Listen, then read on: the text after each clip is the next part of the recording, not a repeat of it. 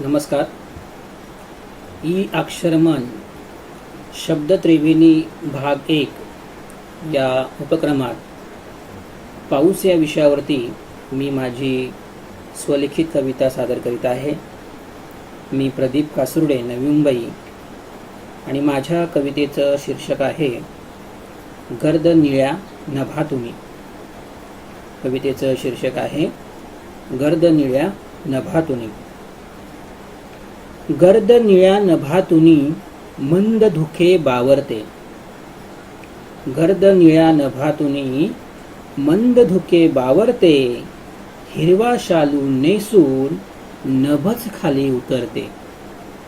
हिरवा शालू नेसून नभच खाली उतरते. शिटी घालतोय वारा, आवाज कुठून देतो. शिटी घालतोय वारा, आवाज कुठून देतो. नदी नाले बांध ओढे, खळखळ नाद येतो. नदी नाले बांध ओढे, खळखळ नाद येतो. गोठ्यात डुलती माना, थरथर अंगी झाली.